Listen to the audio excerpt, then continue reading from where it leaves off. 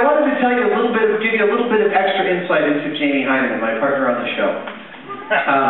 You might not realize, actually, what a great actor Jamie is. He is maybe one of the best method actors I have ever seen. Let me give you an example. We did this thing where he bought a motor, this really powerful motor for an episode we were doing about Batman, like a grappling hook that would lift him up into the air.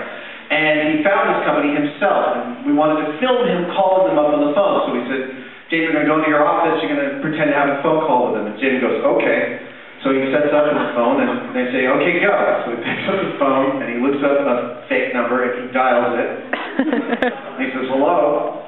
Yes, this is Jamie Hyneman from Mythbusters. I would like to talk to someone about the really powerful motors that you have. Yes, I'll hold.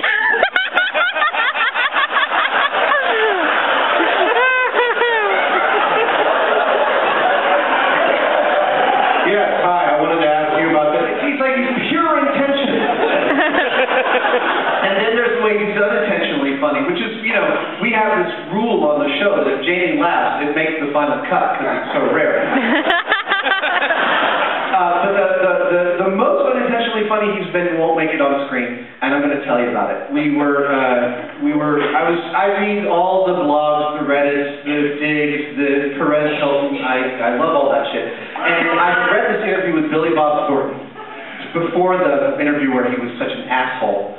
The interview with him when he said, well, yeah, this fame thing is not all it's cracked up to be. You could be married to the most beautiful woman in the world, and having sex with her could be like fucking the couch. And, you know, the whole internet, I'm like, oh! And he's saying Angelina's bad in bed, and so I came into work and duly reported this to my crew. And, you know, clutched their fake pearls. And over in the side is Jamie, who's... When I'm telling a story, Jamie tends to go back and sort of watch from a distance and sort of wait it out with his eyes rolling. And so he waits, everyone kind of talks about it for a second, and there's this sort of lapse in the conversation. And Jamie says, if my couch looked like Angelina Jolie, I'd fuck it.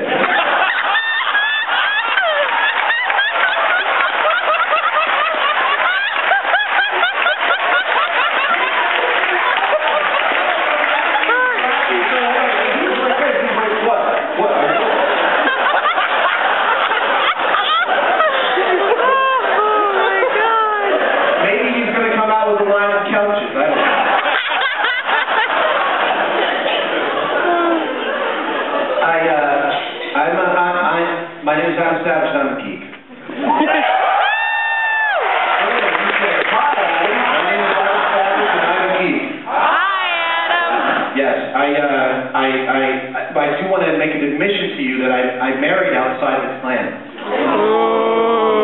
I met her online, though. Okay, I met her on, she was on the Salon Network, but I was on Nerve. I was where it was at back in the early 2000s.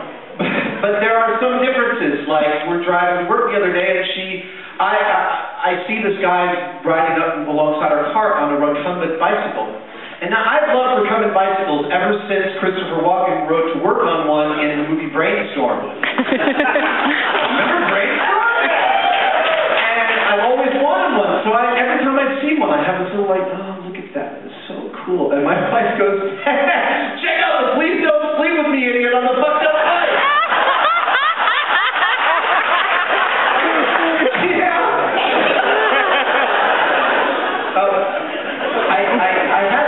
I had this dream a few weeks ago that I woke up in the middle of the night having just had this dream that I was at a conference, and the conference I wasn't supposed to speak at the conference, but the conference organizer came to me at the last minute and said, we need you to come up with a talk. Do you have a talk? We need you to talk right away. And I said, why sure, I could talk about, well, wearing costumes. And he said, excellent. And so I spoke this talk in the dream about wearing costumes.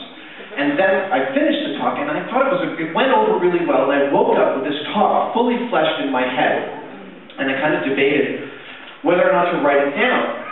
This is all true. It's absolutely true. It's not to lead it to a joke. I thought about writing it down, and then I've actually spent several phases in my life keeping track of my dreams, writing them down. And one of the great gifts of keeping track of dreams is a laptop computer with the screen off and the ability to touch type. because you can keep the whole thing in your head. So after about half an hour of sort of thinking through this talk, and there were these two concepts in it that really kind of rocked my world, because I hadn't realized them as articulately as they are spoken in the dream. So I woke up, I didn't quite wake up, I mean, I touch-typed this whole thing for about 45 minutes, about 4 or 5 pages worth of material, and then I closed the laptop, and I went back to sleep. Now, I didn't crack the laptop for another week or so. I kept on thinking about these concepts. When I finally cracked the laptop and actually read the dream, it was terrible. The talk was super self-indulgent and not that great. But there were these two concepts in it, and I wanted to go over them. One was that being a geek, being a nerd, having played with Legos right up until I discovered girls at 16 or 17, was, you know, it's a lonely childhood. I mean, one of the prevailing things about the childhood is that it's prevailing thing about life, but, you know, is that it's lonely. And in my loneliness, I kind of took, and it was the 70s, it was like the ice storm over there in Westchester County. Well, except without the white clothing, just the ignorant. So in the loneliness, and like, now I have 11-year-old kids, so I kind of am remembering my old childhood through watching them. About the age of 9 was when I actually started to have crushes on girls, like super important crushes on girls. And I realized, and I said this in the talk in the dream, that I had concocted this fantasy that someone would rescue me from my loneliness, that a woman, that a girl, a love object would come and rescue me from my loneliness. And quite honestly, to all of the girlfriends I have ever had since then, I'm sorry for saddling them with this terrible responsibility. But there was this fantasy that there would be some kind of transformation, some kind of butterfly moment. Now I'm 42. I know that it's not a transformative moment. It's hard work. It's not as hard work. It's hard work that transforms you, not a singular moment. You do it. You build it. You earn it. But that transformation desire is still something that's really powerful. It's powerful in our culture. It's definitely powerful in me. And one of the ways it's become powerful in me is in costumes.